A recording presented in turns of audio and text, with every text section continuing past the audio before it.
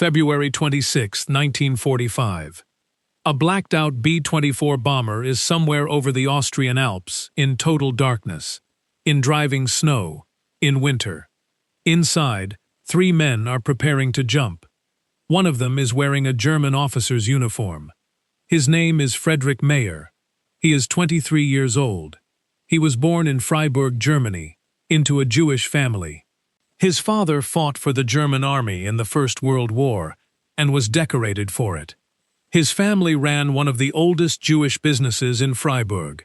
In March 1938, when the regime made clear what was coming, they left.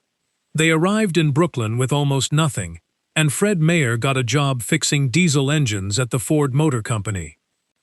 Tonight he is jumping out of a bomber, in the dark, in a blizzard, onto a glacier 10,000 feet above Innsbruck, wearing the uniform of the army that murdered his people, in order to destroy everything that army stands for.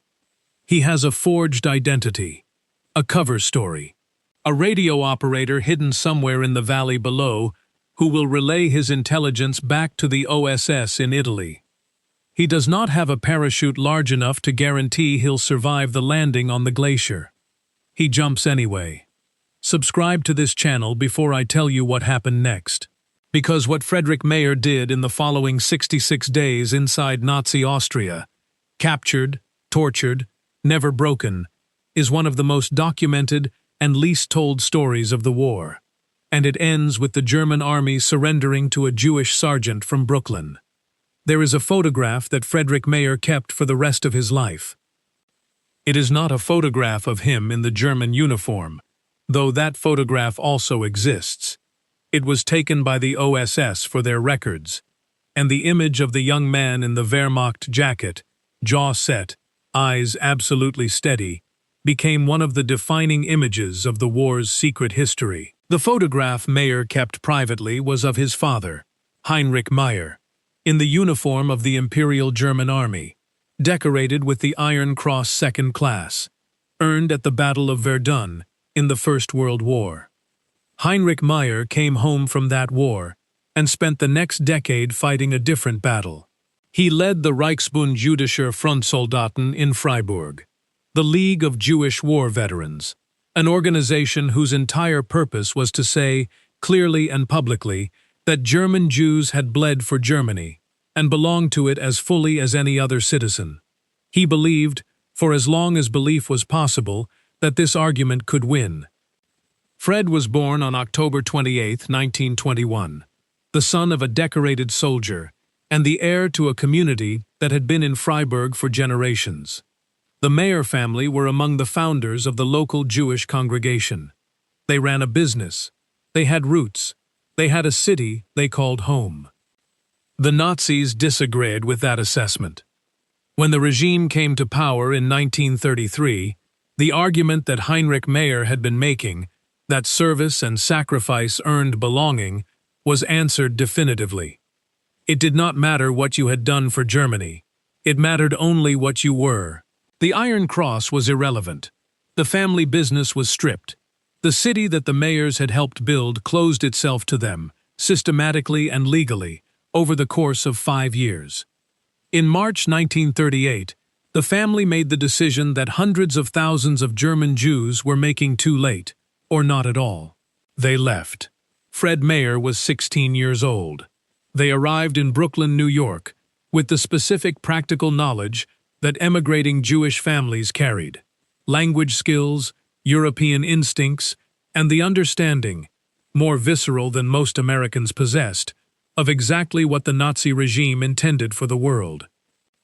Fred got a job at the Ford Motor Company, repairing diesel engines. He was good at it. He had his father's combination of precision and stubbornness. He took the work seriously. On December 7, 1941, the Japanese attacked Pearl Harbor. Mayer went to enlist the following morning. The United States Army rejected him. He was an enemy alien, a German national, technically, regardless of what Germany had done to his family. The classification was bureaucratic, and to Mayer, infuriating. He tried again. He was rejected again. The Office of Strategic Services, newly formed and rapidly expanding, was less concerned with bureaucratic categories and considerably more interested in a 20-year-old German Jew from Freiburg who spoke fluent German, French, and Spanish, knew the Austrian geography intimately, and had reasons, specific, personal, unambiguous reasons, to want the Third Reich destroyed. They recruited him. He described his motivation in his own words. Later, a good combination of hatred and love, a hatred of the Nazis and a love for America. He trained in demolition, in infiltration, in raiding, sniping, and hand-to-hand combat. He was assigned to the OSS's Operational Group Germany, the special forces of the intelligence world, designed to operate behind enemy lines in support of resistance networks. He was sent to North Africa, then to Italy, where in early 1945 he was called in by his commanding officers and briefed on Operation Greenup. The briefing was essentially this: we need someone to parachute into Nazi Austria, disappear into the enemy's infrastructure, and radio back everything he finds about their last defensive position in the Alps. We believe they are preparing a final stand there. We need to know if that's true, what it looks like, and how to break it. The mission had been refused by the Royal Air Force as too dangerous. Mayer volunteered. The team was 3 men: Frederick Mayer, commander; Hans Weinberg, Dutch-born, Jewish, 22 years old, whose parents and younger brother had remained in the Netherlands when Hans and his twin were sent to America, captured by the SS, sent to Auschwitz. Weinberg was the radio operator. His family were in Auschwitz while he trained for this mission, and he knew it. Franz Weber, Austrian, a former Wehrmacht officer who had fought on the Eastern Front and decided that Austria needed to be free of Hitler. He had deserted, been captured as a POW, and convinced the OSS that his knowledge of the Innsbruck area and his anti-Nazi conviction were genuine. Weber was the guide. The plan required entering the most heavily defended region in the remaining Reich, the so-called Alpine Redoubt, where Allied intelligence believed Hitler and the senior Nazi leadership intended to make their final stand, fortified by mountain terrain and stockpiled arms. The only viable insertion point was a frozen lake high in the Stubai Alps, surrounded by peaks and anti-aircraft guns, accessible only in complete darkness, in winter, in a blackout-painted B-24 bomber. The pilot, Lieutenant John Billings, was told the conditions and the drop zone and said, "If they are crazy enough to jump there, I will be crazy enough to take them there." On the night of February 26, 1945, the B-24 crossed into Austrian airspace. High winds hit the aircraft and forced it into a descent of 6,000 feet in 18 seconds, a near-fatal dive that Billings pulled out of by pushing the engines beyond their rated capacity. He found the drop zone. He positioned the aircraft. The 3 men jumped into darkness at roughly 10,000 feet above sea level. They landed in chest-deep snow on the ridge of a glacier in the Stubai Alps. They were alive. They found all but one of their equipment containers. They hid Mayer's and Weinberg's Wehrmacht uniforms in the snow. They would need them later, and began moving toward Innsbruck. Weber wore his old Wehrmacht uniform openly as cover. Mayer and Weinberg wore civilian clothes. They found a sled in the valley village of Greece, loaded their equipment, including the radio, and took a bus to the train station. They boarded a train to Inzing. They walked by foot to Oberperfus, Franz Weber's hometown, where everyone knew he had deserted, which meant they had to move quickly through it and keep going. They reached Innsbruck. Weber's sister was a nurse at a local hospital. She took Franz Weber's old officer's uniform, fitted it to Frederick Mayer's frame, and bandaged his head to simulate a combat wound. The German Jewish man from Freiburg, whose family had been expelled from their country 7 years earlier, walked into a military hospital in Nazi Austria in a Wehrmacht officer's uniform and began listening to the conversations of German soldiers recovering from the Eastern Front. He was meticulous. He noted everything. He ate in the hospital. He walked the corridors. He spoke German without an accent, because it was his first language. He befriended a German engineer officer who mentioned, casually in conversation, that he had worked on the construction of the Führerbunker in Berlin, Hitler's underground command complex. Mayer drew the information out of him systematically over multiple conversations, extracting the exact dimensions, the layout, the depth below ground. That night, Hans Weinberg encoded the intelligence and transmitted it to the OSS in Italy. The engineers in Berlin had no idea that the man who now knew the precise specifications of Hitler's bunker had been born Jewish in Freiburg. After the hospital, Mayer changed his identity entirely. He became Frederick Mayer, a French electrician, a foreign worker, one of hundreds of thousands of conscripted laborers the Germans had imported across occupied Europe to maintain their war industries. The cover was arranged with the help of Robert Moser, a Tyrolean resistance member who ran a radio workshop in Innsbruck and had connections to the anti-Nazi underground. Moser employed Mayer in his shop and provided forged papers, identifying him as a French worker. The papers were good enough to get him through checkpoints. Using the French electrician cover and Moser's connections, Mayer infiltrated the Messerschmitt aircraft parts factory in Kematen, on the outskirts of Innsbruck. He moved through the factory noting production capacity, output rates, the movement of components. He tracked the timing of military freight trains through the Brenner Pass, the critical mountain route connecting Germany and Austria to Italy, the main supply artery for German forces in the south. He identified which trains carried ammunition, which carried troops. He radioed the schedules to Weinberg, who transmitted them to Italy, where Allied Air Command used the coordinates to plan strikes. The trains that Mayer clocked and reported were bombed on their runs through the pass. Every night, Weinberg sent the day's intelligence south. The OSS in Bari, Italy, began to understand that they had an agent of extraordinary quality operating inside the heart of the Alpine Redoubt. CIA Director William Casey, who worked with the OSS during the war, would later call Operation Greenup by far the most successful of OSS operations mounted from Bari. This continued for approximately 10 weeks. Then the network broke. A member of Mayer's expanding circle of informants, a black marketeer working the gray economy of Innsbruck in the war's final weeks, was caught by Nazi authorities. Under pressure, he gave up Mayer's name and location. On April 18, 1945, the Gestapo arrested Robert Moser, the radio dealer who had sheltered Mayer and arranged his employment at the factory. Gestapo officer Walter Güttner was assigned to the case. He tortured Moser over the following days. Moser did not give up Weinberg's location or the existence of the radio. He was tortured to death.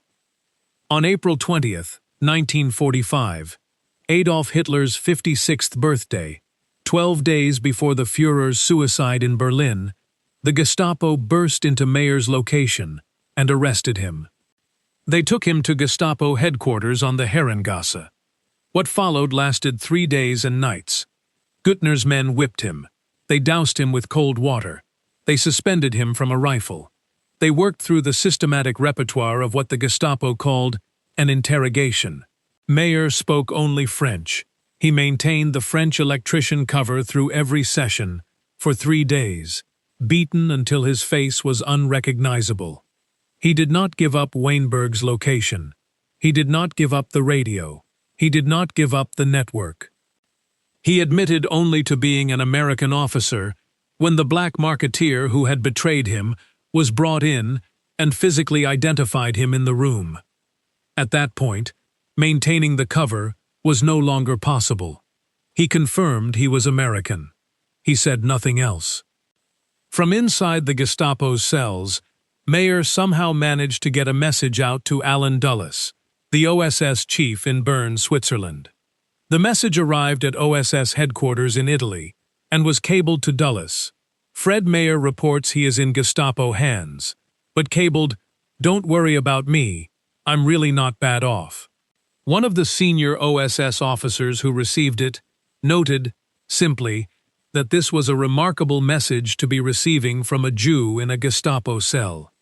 He was alive, he was not talking, and the war, outside the walls of the Gestapo building on the Herrengasse, was ending faster than anyone in that building could stop. Gauleiter Franz Hofer understood arithmetic. Hofer was the Nazi governor of Tyrol, the senior Nazi political authority in the region, the man who had ordered Mayer's arrest and authorized Güttner's methods.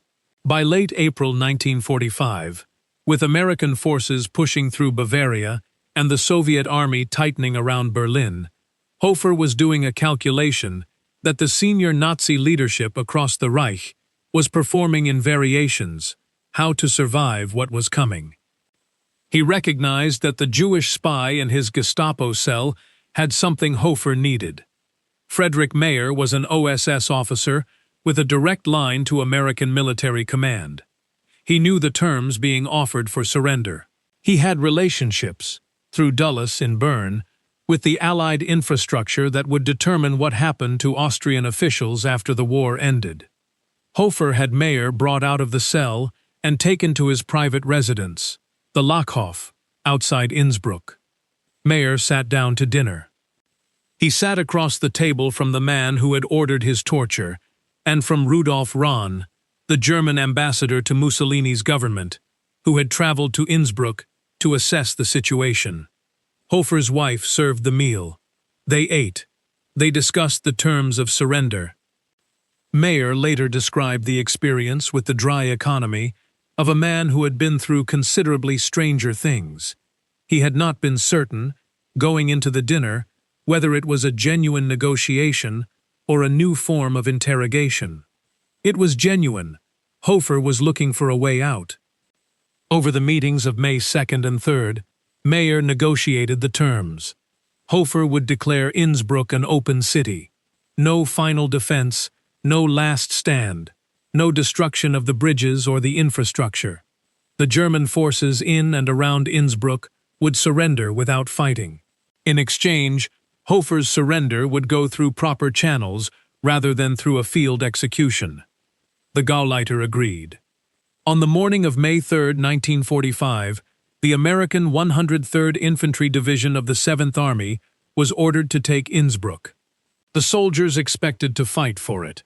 As the lead elements of the division approached the city, they saw something unexpected.